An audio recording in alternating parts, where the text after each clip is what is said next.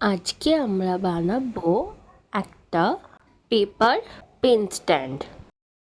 খুব সহজেই পেপার দিয়েই আমরা পেন স্ট্যান্ড বানিয়ে নিতে পারি।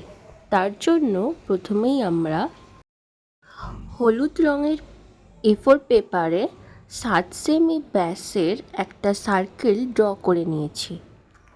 আর এবার এটাকে কাঁচি দিয়ে রাউন্ড শেপ দিয়ে দেবো। এরপর আমাদের যেটা লাগবে সেটা হলো একটা পিঙ্ক কালারের পেপার, যার দৈর্ঘ্য প্রস্থ যথাক্রমে 27 সেমি বাই 2 সেমি। এই পিঙ্ক কালারের লম্বা মতো কাগজটাকে আমরা এমনভাবে সার্কেল করব যাতে এই হলুদ রঙের সার্কেলটার প্রায় সমান হয়। এইভাবে আমরা আঠা দিয়ে লাগিয়ে নিয়েছি। এইভাবে আমরা 4টি রাউন্ড বানিয়ে নিয়েছি। দেখো, নিচের হলুদ রঙের সার্কেলটার প্রায় সমান সমান হয়েছে। এরপর আমাদের আরও একটি সবুজ রঙের পেপার লাগবে, যার দৈর্ঘ্য প্রস্থ 20 সেমি বাই 2 সেমি। এগুলোকে এইভাবে রাউন্ড করে হলুদ রঙের পেপারের গা বরাবর লাগিয়ে দেব।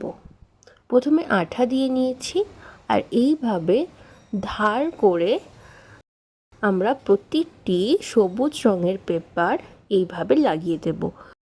দুদিকে দুটো প্রথমে লাগিয়েছি, ওপর নিচে দুটো লাগিয়েছি, আর এই ফাঁকা অংশগুলোতে দুটো করে লাগিয়েছি। তোমরা যারা আমার চ্যানেলে নতুন তারা অবশ্যই চ্যানেলটাকে সাবস্ক্রাইব করো, কারণ প্রতি সপ্তাহে আমি নতুন নতুন ক্রাফট আইডিয়া তোমাদের শিখিয়ে থাকি।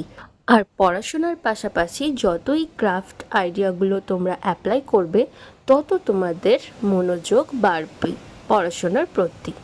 চলো, আমাদের কাজটা অনেকটাই এগিয়ে গেছে। এবার একটু মন দিয়ে দেখো, আমি একটা একটা পেপার বাদ দিয়ে অন্য পেপারগুলো তুলে নিয়েছি। একটা পেপার নিচে পড়ে আছে, তারপরের পেপারগুলো এইভাবে তুলেছি। আর একটা রাউন্ড শেপ এইভাবে আমরা দিয়ে দেব। ধীরে ধীরে আমরা এটাকে নিচের দিকে নামাবো। আস্তে আস্তে পেপারগুলো ভাঁজ করে এই অবস্থায় নিয়ে চলে আসব। এরপর যে পেপারগুলো নিচের দিকে পড়ে আছে সেগুলোকে আস্তে আস্তে উপরে তুলব, আর একটু একটু করে ভাঁজ করব। বেশ টান করে করার চেষ্টা করব যাতে পিঙ্ক কালারের পেপারটা নিচের দিকে থাকে। এইভাবে বাকি পেপারগুলো আমরা এইভাবে তুলে নিয়েছি, নিচে যেগুলো পড়েছিল। আর আরেকটি সার্কেল পিঙ্ক কালারের, যেটা একইভাবে দিয়ে দিলাম।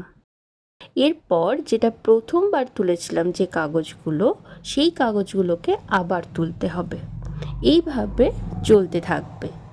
বুঝতে পেরেছো তোমরা? এর জন্য একটু ভালো করে কাগজগুলোকে প্রথমে মুড়ে নিয়েছি, যাতে আমার পিঙ্ক কালারের পেপারটা নিচের দিকে আনতে একটু সুবিধা হয়। তারপর আমরা এই ভিতর থেকে কাগজগুলো তুলে আবারও একইভাবে ধরে পিঙ্ক কালারের পেপারটা নিচের দিকে দিয়ে দিলাম। আর পেপারগুলো ভাঁজ করে করে এইভাবে রেডি করে নিলাম। দেখো, অলরেডি 3টে পেপার নিচে চলে গেছে। এবার লাস্ট পেপারটা আমাদের 4টে পিঙ্ক কালারের পেপার হয়েছিল, আর লাস্ট পেপারটা আমাদের দেওয়া বাকি। এই লাস্ট রাউন্ডটা চলে গেল। এবার যে পেপারগুলো ভিতর দিকে নিয়ে যাওয়া সম্ভব সেগুলো আঠা দিয়ে আমরা ভিতর দিকে নিয়ে যাব, আর যেগুলো বাইরের দিকে হয়ে আছে সেগুলো এই ভিতর দিকটা আঠা দিয়ে আমরা ভালো করে লাগিয়ে নেব, যাতে এগুলো খুলে না আসে। প্রত্যেকটা পেপারকেই এইভাবে আমরা অ্যাটাচ করে দেবো। যেগুলো ভিতর দিকে যেতে চাইছে সেগুলো ভিতর দিকে আঠা দিয়ে লাগিয়ে দেব, আর যেগুলো বাইরের দিকে বেরিয়ে আছে সেগুলো আমরা কাঁচি দিয়ে কেটে দেব।